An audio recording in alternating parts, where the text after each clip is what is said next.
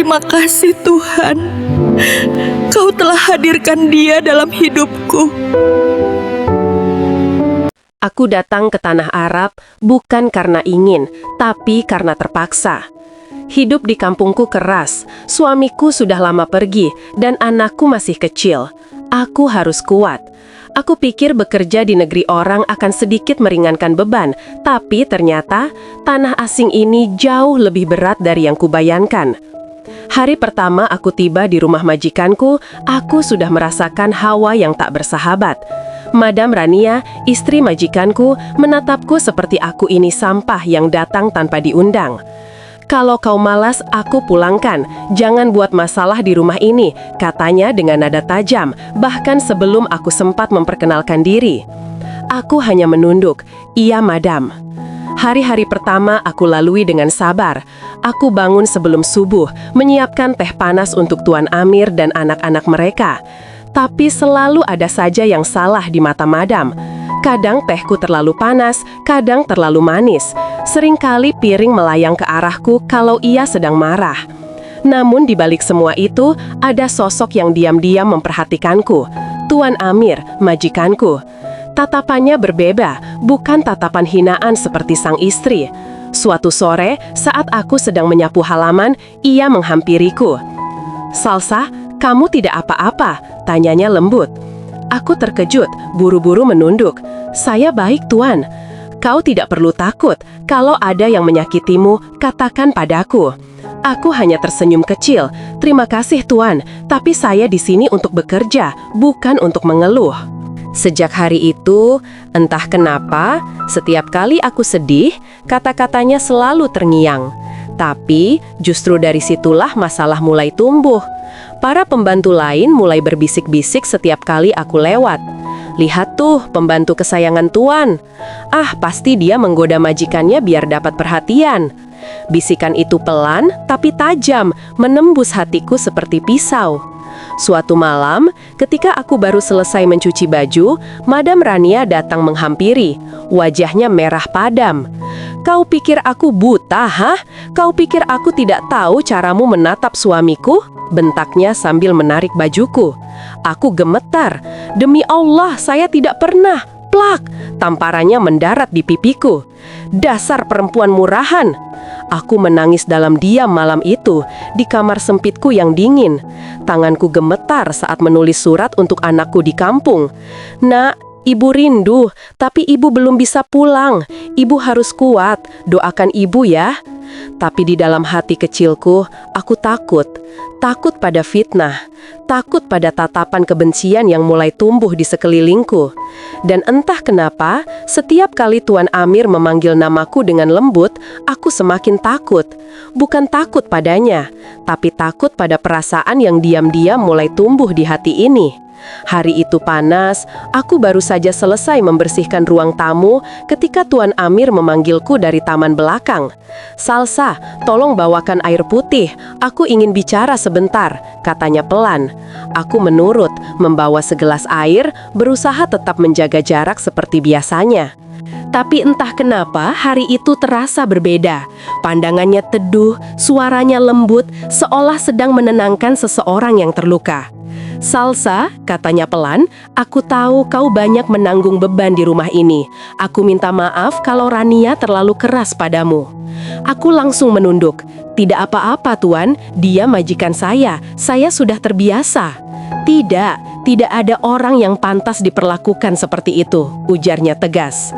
Aku terdiam, hati kecilku bergetar, tapi aku segera menepisnya. Aku hanya seorang pembantu, aku tidak boleh merasa apa-apa. Namun takdir berkata lain. Saat aku berdiri untuk kembali ke dapur, tiba-tiba suara teriakan melengking memecah suasana. "Jadi benar ya, aku tidak salah dengar, kau berdua di sini berduaan?" Aku menoleh. Madam Rania berdiri di ambang pintu taman, matanya menyala penuh amarah. "Tuan, kau tega mempermalukanku di rumahku sendiri?" "Rania, tidak seperti yang kau pikirkan," kata Tuan Amir mencoba menenangkan. Tapi Madam tidak mau dengar. Ia menatapku dengan pandangan penuh kebencian. "Kau, dasar perempuan murahan, aku sudah lama curiga. Dari cara kau menatap suamiku saja, aku tahu niatmu tidak bersih." Aku mencoba menjelaskan, tapi suaraku hilang ditelan tangis. "Demi Allah, saya tidak pernah bermaksud buruk, Madam." Tamparan keras lagi-lagi mendarat di pipiku. Kali ini lebih menyakitkan, bukan karena rasa perih di kulit, tapi karena harga diriku diinjak di depan banyak orang. Sejak kejadian itu, gosip mulai menyebar di seluruh lingkungan. Jadi benar ya, aku tidak salah dengar kau berdua di sini berduaan? Para tetangga datang berbisik di belakang pagar. Para pembantu lain memandangku dengan jijik. Bahkan beberapa kali aku mendengar anak-anak Madam mengejekku diam-diam. "Lihat tuh, pembantu yang mau jadi nyonya." Aku tidak keluar kamar selama 2 hari. Aku hanya menangis di lantai dingin itu, menatap langit-langit yang seolah ikut menuduhku. Setiap kali aku mendengar suara langkah kaki di luar, aku ketakutan. Tuan Amir beberapa kali mengetuk pintu, tapi aku menolak bicara. Aku tidak ingin semakin disalahkan. Namun di malam ketiga, ketika semua rumah sudah sunyi, aku mendengar suara pelan di balik pintu. "Salsa, buka pintunya sebentar, aku tahu kau tidak salah." Aku diam, tidak menjawab. Air mataku terus mengalir. "Percayalah, aku akan buktikan semuanya. Aku tidak akan biarkan siapapun menyakitimu lagi." Kata-kata itu sederhana, tapi seperti api kecil yang menyalakan harapan di hatiku yang nyaris padam. Tapi aku tahu, setiap kali Tuan Amir mencoba membelaku, api fitnah itu justru makin besar. Madam Rania semakin kalap. Ia mengancam akan memulangkannya tanpa gaji. Ia bahkan menelpon agen untuk menyiapkan tiketku pulang ke Indonesia. Malam itu aku berdoa sambil menatap langit yang penuh bintang. "Ya Allah, kalau aku memang salah, hukum aku. Tapi kalau aku benar, tunjukkan kebenaran-Mu. Aku tidak punya siapa-siapa di negeri ini, kecuali Engkau." Air mata terus jatuh membasahi sajadah. Dan di saat itu, aku tidak tahu bahwa doa di malam itu akan menjadi awal dari perubahan besar dalam hidupku. Setelah malam penuh doa itu, hidupku tidak lagi sama. Aku tak tahu harus bersyukur atau takut. Madam Rania benar-benar pergi dari rumah. Ia membawa anak-anaknya dan meninggalkan surat perceraian di meja kerja Tuan Amir. Semua orang di rumah membicarakan hal itu, dan namaku lagi-lagi ikut terseret. "Pasti gara-gara Salsa," bisik para pembantu lain. "Kalau bukan karena dia, Madam gak akan pergi." Aku hanya bisa menunduk, berusaha tetap bekerja seperti biasa. Tapi suasana rumah itu terasa kosong, sunyi, dan entah kenapa, setiap kali aku melihat Tuan Amir duduk sendirian di ruang tamu dengan wajah lelah, hatiku ikut terasa perih. Suatu sore, aku mendapati Tuan Amir terbatuk-batuk keras di ruang kerja. Tubuhnya lemah, keringat dingin mengucur di pelipisnya. Aku panik, segera mengambil air dan memapahnya ke sofa. "Tuan, istirahatlah dulu, wajah Tuan pucat sekali." Ia hanya menggeleng pelan. "Aku tidak apa-apa, hanya sedikit pusing." Aku menatapnya. Di balik tubuh yang tampak kuat, ada mata yang menyimpan lelah luar biasa. "Tuan, biar saya buatkan obat dan bubur, tolong jangan paksakan diri." Ia menatapku lama, lalu tersenyum tipis. "Kau selalu peduli, Salsa, padahal aku sering membuatmu dalam kesulitan." Aku menunduk, saya hanya melakukan kewajiban saya. "Tapi kenapa aku merasa kau lebih dari itu?"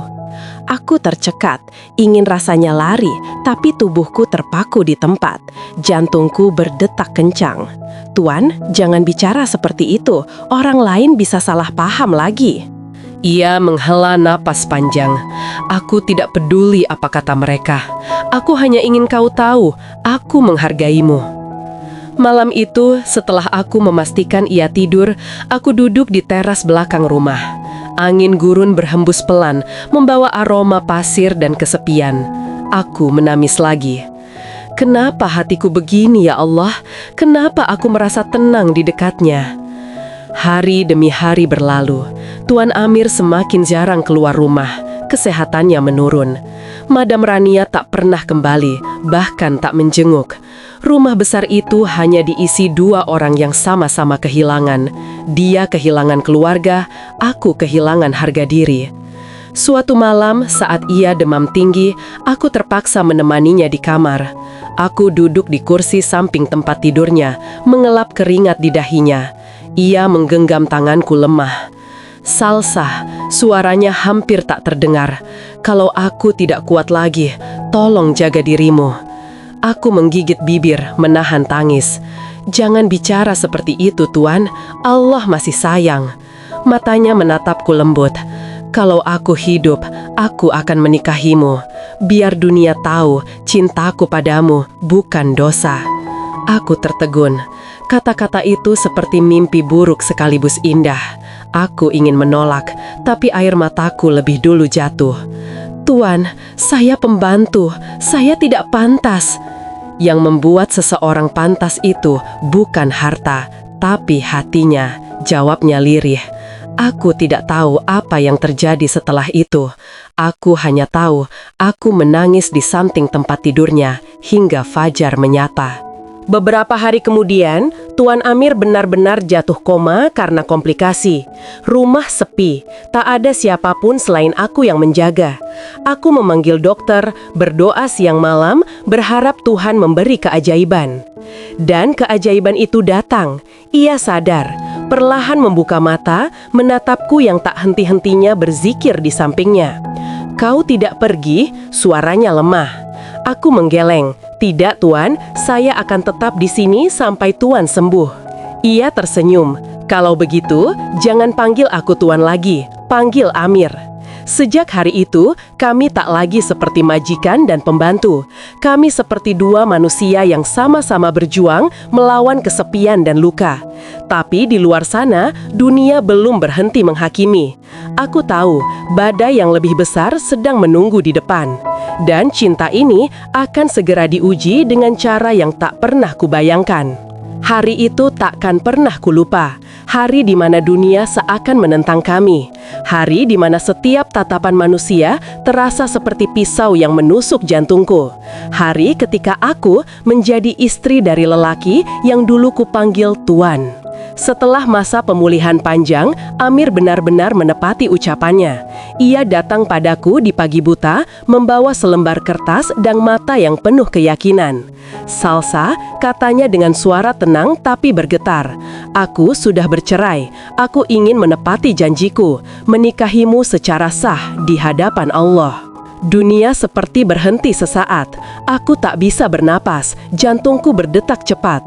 Aku ingin menolak, tapi aku tahu, aku juga sudah terlalu dalam mencintainya. Tapi Amir, suaraku gemetar, orang-orang tidak akan menerima, aku ini cuma pembantu. Ia menggenggam tanganku erat. Biar saja, aku tidak butuh restu dunia, cukup restu Allah dan ketulusanmu. Beberapa hari kemudian, pernikahan itu terjadi. Sederhana, tanpa pesta, tanpa gaun mewah, tanpa keluarga besar. Hanya ada imam masjid, 2 saksi, dan hati yang bergetar karena campuran bahagia dan takut. Tapi aku tahu, sejak hari itu, hidupku tidak akan tenang. Kabar pernikahan kami menyebar cepat seperti angin padang pasir. Pembantu nikahi majikan. Perempuan Indonesia rebut suami orang Arab. Pasti pakai ilmu pelet. Komentar itu terus berdatangan. Telepon rumah tidak berhenti berdering. Bahkan di pasar, ketika aku keluar untuk membeli bahan dapur, orang-orang berbisik-bisik sambil menatapku dari ujung kepala hingga kaki. Suatu kali, seorang wanita berpakaian hitam menghampiriku di jalan. Jangan kau pikir menjadi istri sah akan membuatmu diterima, katanya tajam. Kami tahu caramu mendapatkannya. Kau mempermalukan semua wanita Arab. Aku hanya menunduk, menahan air mata. Aku tidak ingin berdebat, karena bagaimanapun, aku tetap kalah. Aku hanya seorang perempuan asing di negeri orang. Tapi Amir, ia berbeda. Ia tidak pernah membiarkan siapapun menginjakku.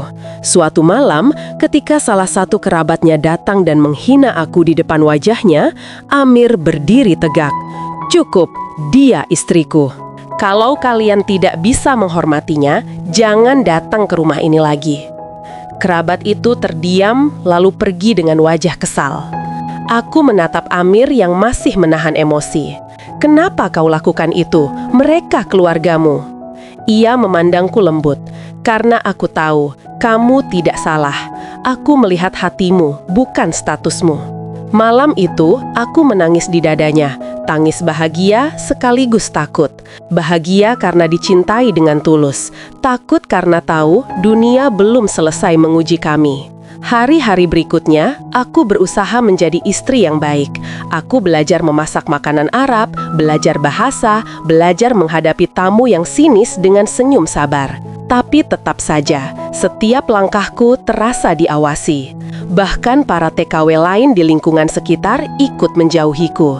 "Ah, dia sekarang nyonya besar, mana mau bergaul sama kita," bisik mereka. Padahal aku hanya ingin hidup sederhana, seperti dulu. Terkadang aku duduk di balkon rumah besar itu, menatap langit gurun yang kosong. "Apa ini kebahagiaan ya Allah?" Aku bergumam lirih. Karena setiap kebahagiaan yang datang selalu disertai luka yang tak terlihat. Namun satu hal yang selalu membuatku bertahan, Amir tidak pernah berubah. Ia tetap lembut, tetap setia, tetap memegang tanganku di depan orang banyak, seolah ingin mengatakan pada dunia, "Ini istriku, aku bangga padanya." Dan setiap kali ia melakukan itu, aku tahu cinta kami bukan sekadar kisah antara pembantu dan majikan. Ini adalah kisah tentang keberanian dua hati yang melawan dunia. Tapi jauh di lubuk hati, aku bisa merasakan badai belum reda. Masih ada yang menyimpan dendam.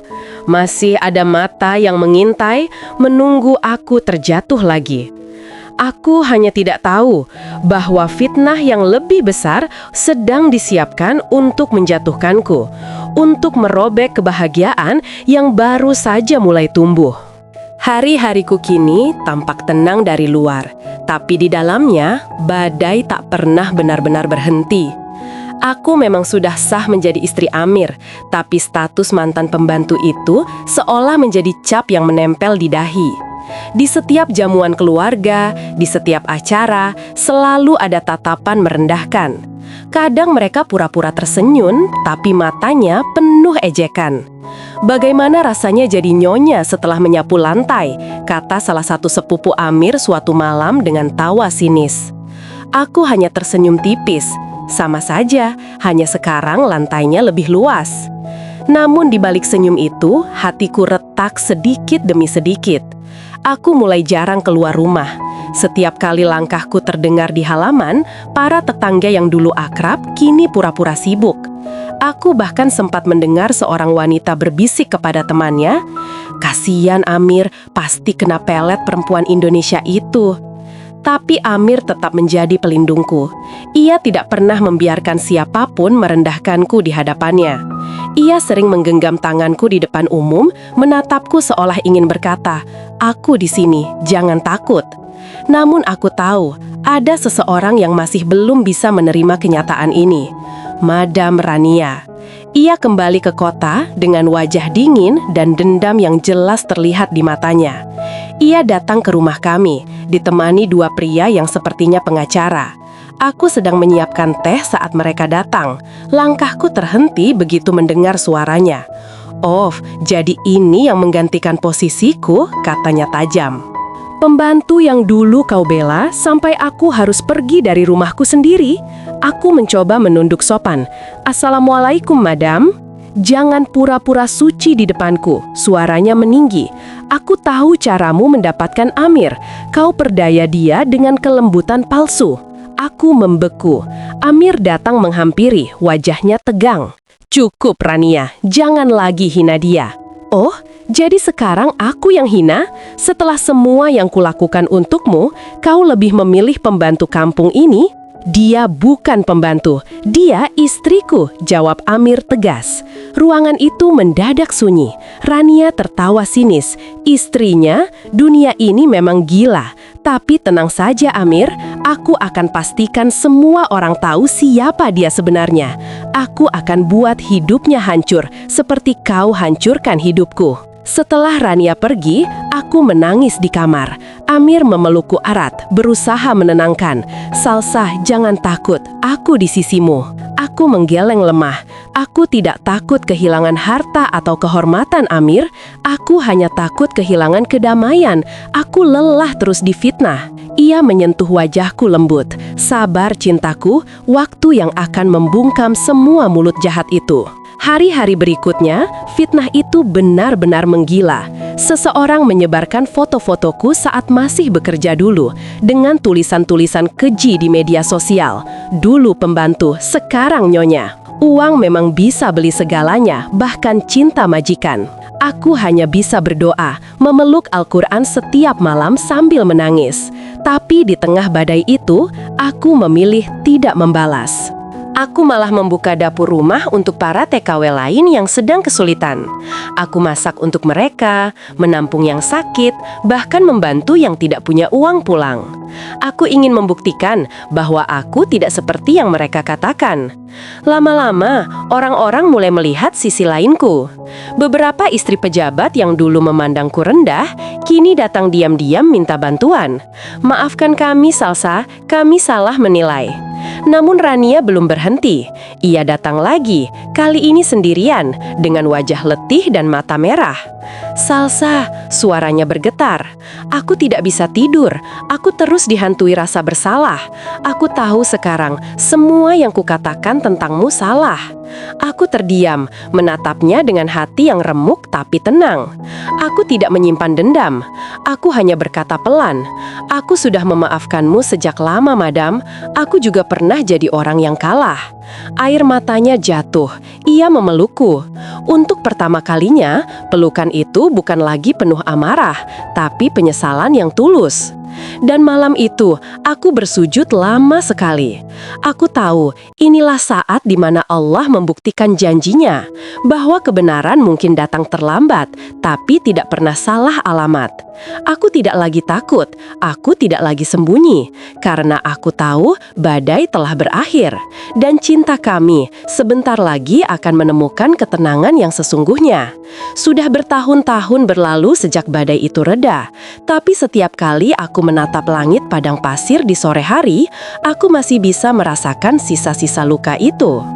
Luka yang dulu nyaris membuatku hancur. Luka yang kini berubah jadi kekuatan.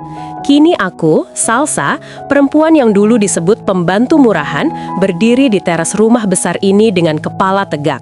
Aku bukan siapa-siapa, tapi Allah telah mengubah jalan hidupku dengan cara yang tak pernah kuduga. Amir menepati janjinya. Ia tidak hanya mencintaiku, tapi juga menjadikanku teman seperjuangan dalam hidup. Kami membuka yayasan kecil untuk membantu para TKW Indonesia yang tertindas. Setiap kali aku melihat wajah-wajah mereka yang menangis karena dipukul, dihina, atau tidak digaji, hatiku bergetar. Aku tahu rasanya. Aku pernah ada di posisi itu. "Bu Salsa," panggil seorang gadis muda suatu hari. "Kalau bukan karena ibu, mungkin saya sudah pulang tanpa harapan. Terima kasih, Bu." Aku tersenyum. "Jangan panggil aku ibu, panggil aku kakak saja. Di sini kita semua keluarga." Tapi takdir rupanya masih menyimpan satu kejutan lagi. Suatu siang, saat kami sedang menyalurkan bantuan ke panti asuhan, aku melihat sosok yang tak asing berjalan pelan ke arahku. Madam Rania. Ia kini tampak sangat berbeda. Wajahnya tirus, matanya teduh, dan langkahnya tak lagi dipenuhi kesombongan seperti dulu. Aku terdiam. Begitu juga Amir. Rania tersenyum samar, lalu menunduk dalam. "Salsa, Amir, aku datang bukan untuk menambah luka. Aku datang untuk berterima kasih." Aku bingung. "Terima kasih? Untuk apa, madam?" "Untuk tidak membalas kebencian dengan kebencian, untuk sabar menghadapi fitnahku." Aku baru sadar, kau tidak pernah mengambil apapun dariku. Kau justru memberikan pelajaran tentang ikhlas. Air mataku mengalir. Aku mendekatinya, menggenggam tangannya erat. "Madam, kita semua pernah salah. Yang penting, kita belajar dari masa lalu." Amir berdiri di samping kami, matanya berkaca-kaca. Hari itu, untuk pertama kalinya sejak pernikahan kami, semua rasa dendam, fitnah, dan amarah benar-benar sirna. Dunia yang dulu memandangku dengan hina, kini menatap dengan kagum. Orang-orang yang dulu menuduh, kini datang meminta maaf. Dan mereka yang dulu tertawa di belakangku, kini menunduk malu di hadapanku. Tapi aku tak pernah menyimpan kebencian sedikit pun, karena aku tahu, jika dulu aku tidak difitnah, mungkin aku tidak akan sekuat ini. Jika dulu aku tidak dihina, mungkin aku tidak akan tahu bagaimana rasanya dikuatkan oleh Allah. Kini, aku hidup sederhana bersama Amir dan 2 anak kami. Setiap pagi, aku menyiapkan sarapan, lalu duduk di balkon sambil memandang matahari yang muncul di balik gurun. Amir sering menggenggam tanganku, tersenyum kecil. "Masih ingat masa-masa dulu?" tanyanya. Aku tertawa pelan. Bagaimana bisa lupa? Tapi aku juga tidak ingin menghapusnya, karena tanpa masa itu, kita tidak akan sampai di sini. Ia menatapku lama, lalu berkata pelan, "Cinta kita bukan kisah biasa. Cinta ini lahir dari luka, tumbuh di bawah fitnah, dan bertahan karena keyakinan." Aku tersenyum sambil menatap langit. Benar, Amir. Cinta yang difitnah manusia, tapi direstui oleh takdir. Angin gurun berhembus pelan, membawa serpihan pasir yang berkilau di bawah matahari. Dan untuk pertama kalinya dalam hidupku, aku benar-benar merasa damai.